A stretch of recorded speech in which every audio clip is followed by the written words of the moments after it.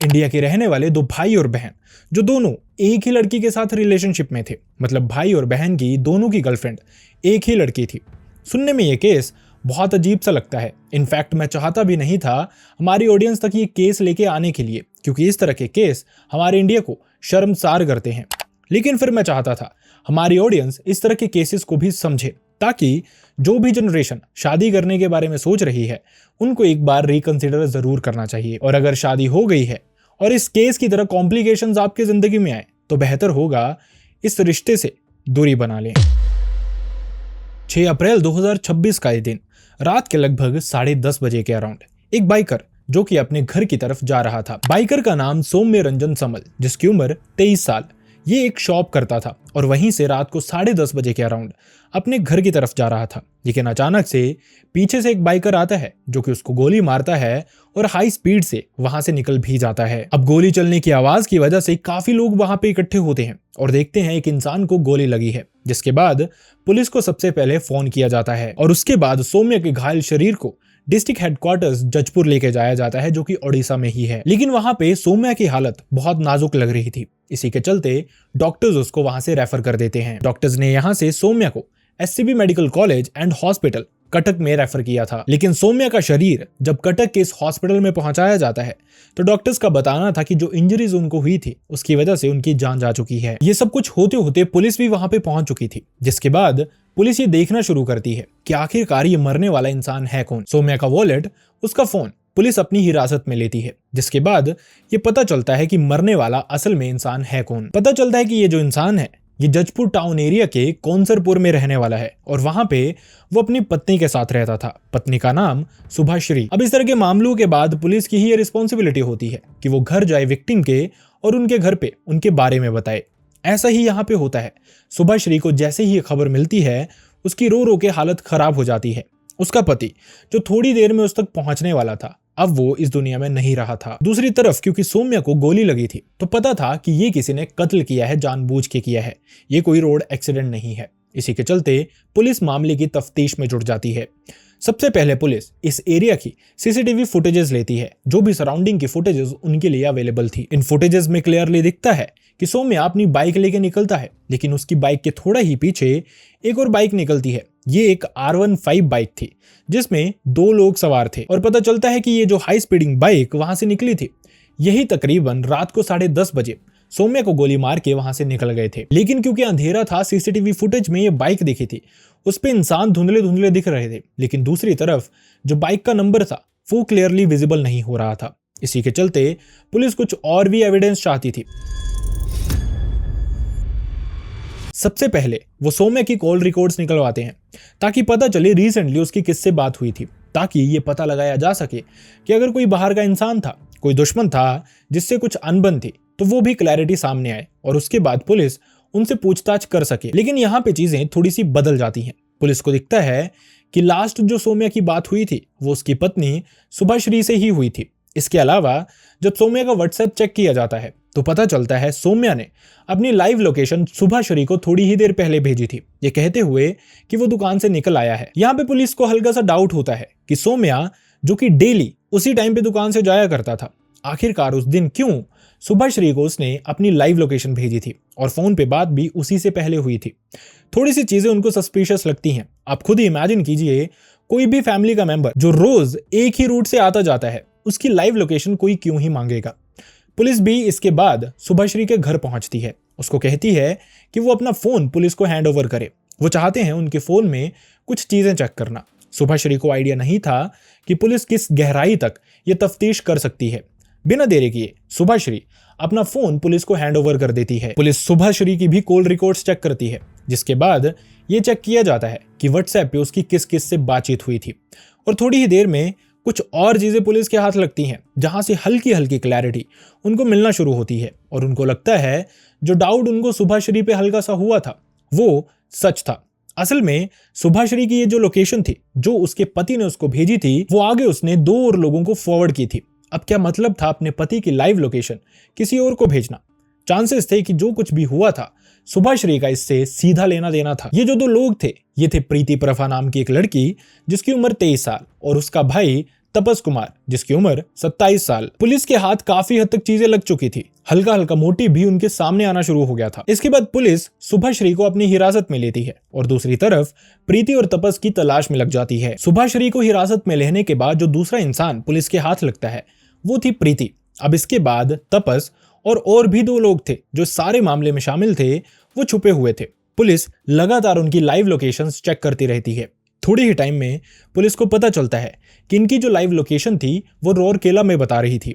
इसी के चलते पुलिस बिना देरी किए रौरकेला पहुंचती है, वहां पे तफ्तीश करना शुरू करती है और थोड़ी ही देर में तपस कुमार को भी अरेस्ट कर लिया जाता है।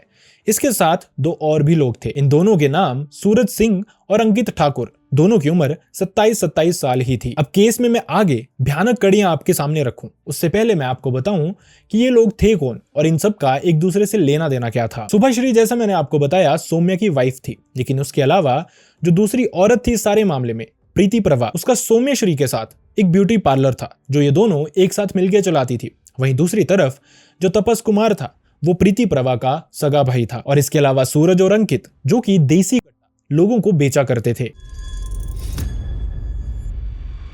अब जैसे ही पुलिस सबसे पूछताछ करना शुरू करती है, सारी की सारी कड़ियां जुड़नी शुरू होती हैं।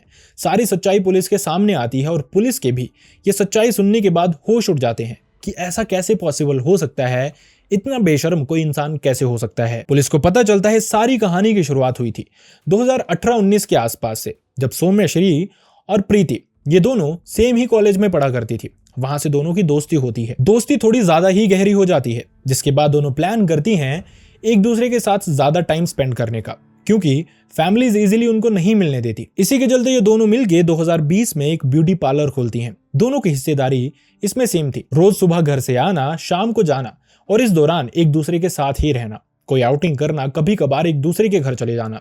बहुत फ्रीडम थी इनको और इस सब के दौरान ये दोनों लड़कियां आपस में रिलेशनशिप में भी आ चुकी थी और इनके लिए स्पेशल चीज ये थी कि इनको हम बिस्तर होने के लिए बहाने नहीं बनाने पड़ते थे। कभी एक दूसरे के घर चली जाती, कभी दूसरी एक के घर चली जाती। इस तरह से इनकी जिंदगी काफी हद तक सॉर्टेड ही चल रही थी।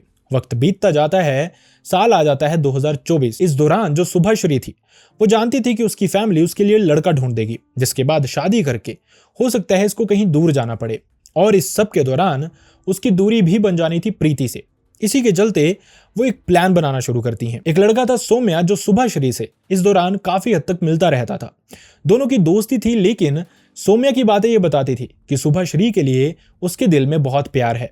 सुभाश्री ये सारी बातें जानती थी, पहले वो इग्नोर करती रहती है, लेकिन जब उसको 2024 में पता चलता है कि शायद उसकी शादी हो जाए और वो दूर हो जाए प्रीति से, दोनों मिलकर एक प्लान करती हैं। वो प्लान करती हैं कि सौम्या जो उसके क्लोज आ रहा है, उसके पड़ोस में रहता है और वहां से उसको ब्यूटी पार्लर आने जाने में कोई प्रॉब्लम भी नहीं होगी। वो उसके क्लोज जाना शुरू होती है, बातचीत बढ़ाती है और एक लव मैरिज कर लेती है जो कि 14 जुलाई 2024 के दिन हुई थी। अब यहाँ से जो सौम्या था वो अपनी दुकान पे जाता, दूसरी तरफ उसकी पत्नी सुभाश्री अपने पार्लर में जाती।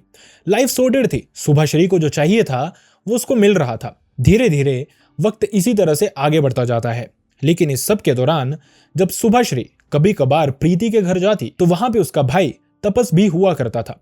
वक्त के साथ तपस कोशिश करता है सुभाश्री के क्लोज आने का, क्योंकि उसको वो बहुत पसंद थी। और दूसरी तरफ आप सुभाश्री को भी देखिए, वो भी धीरे धीरे तपस के क्लोज होना शुरू हो जाती है। और थोड़ा वक्त बीतने के बाद सुभाश्री जो शादीशुदा थी, दूसरी तरफ प्रीति के साथ रिलेशनशिप में थी और तपस के साथ भी रिलेशनशिप में आ जाती है। अब ये जो चीजें थी थोड़े ही वक्त के बाद प्रीति को पता चलती हैं, लेकिन वो गुस्सा नहीं होती, ये सोचते हुए कि मेरा भाई ही तो है और इजी रहेगा, यहीं पे तो आएगी। दोनों तरफ से वो इकट्ठे ही रहेंगे। कभी कभार इनफैक्ट ये तीनों इकट्ठे भी वक्त बिताया करते थे। लेकिन ऐसा माना जाता है कि जब इस तरह की चीजें होनी शुरू होती हैं तो कुछ छुपता नहीं है, लोगों तक पहुंचना शुरू हो जाता है। इसी तरह से जो तपस था वो सुभाश्री को छोड़ने कभी कभार उसके घर जाता और ये चीज सौम्या को बिल्कुल भी पसंद नहीं थी। इसी के चलते उनकी बहस होती, लड़ाई होती और वो अक्सर सुभाश्री को डांटता, रोकता।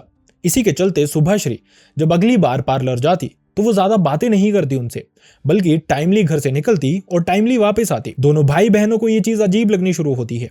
इसी के चलते वो उससे पूछते हैं, सुभाश्री सब कुछ बताती है, जिसके बाद जो तपस था वो सोच लेता है सुभाश्री से शादी करने का। इसी के चलते मार्च 2026 तपस सुभाश्री को प्रपोज करता है और कहता है कि वो सौम्या को डिवोर्स दे दे। शुभाश्री इस चीज के लिए मान जाती है। तपस यही बात सौम्या से भी करता है क्योंकि अभी तक उसको काफी हद तक चीजों का पता चल चुका था।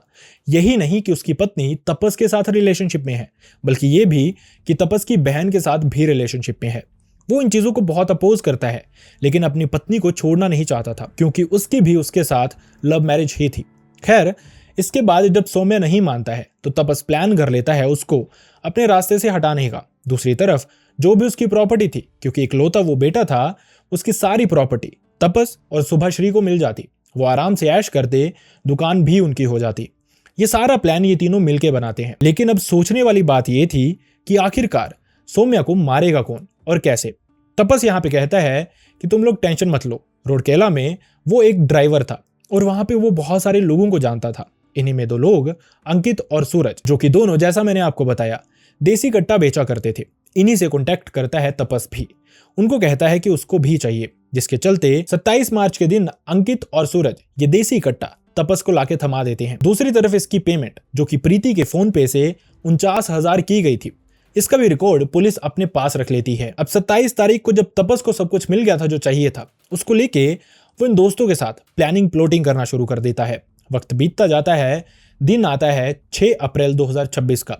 यही दिन था जो उन्होंने प्लान किया था और तपस यहाँ पे शुभाश्री को कहता है कि वो इस रात की लोकेशन अपने पति की मंगवा ले जब वो दुकान बंद करने वाला होगा। अब शुभाश्री भी यही कहती है। वो कहती है आपको काफी लेट हो गया, मुझे फिक्र हो रही है। सौम्या को दूसरी तरफ नॉर्मल लग रहा था क्योंकि उसका ये नॉर्मल ही टाइम था, लेकिन दूसरी तरफ पत्नी की फिक्र देख के पत्नी उसको कहती है कि आप अपनी लाइव लोकेशन मुझे भेज दो। सौम्या ने ज्यादा क्वेश्चन नहीं किए, उसको लग रहा था ये जेन्युइन फिक्र ही हो सकती है। वो अपनी लाइव लोकेशन पत्नी से शेयर करता है। अब पत्नी यहां से ये लाइव लोकेशन प्रीति को भेजती है और तपस को भेजती है और बस वहीं से तपस सौम्या का पीछा करना शुरू कर देता है। थोड़ी देर तक वो बाइक उसके पीछे पीछे ही लेके चलता रहता है। जब सुनसान एरिया आता है तो वो उसको गोली मार के वहां से निकल जाता है। इसके बाद जो भी चीजें इस सारे के सारे मामले में इस्तेमाल हुई थी, पुलिस रिकवर करना शुरू करती है, जैसे तपस की बाइक, उसका हेलमेट, साथ ही जिस बंदूक से उसने गोली चलाई थी वो बंदूक, जो कि उसने जजपुर के मेडिकल कॉलेज के पीछे झाड़ियों में छुपाई हुई थी, पुलिस वो भी रिकवर करती है। और उसके बाद इन पांचों के अगेंस्ट कत्ल का मुकदमा दायर किया जाता है।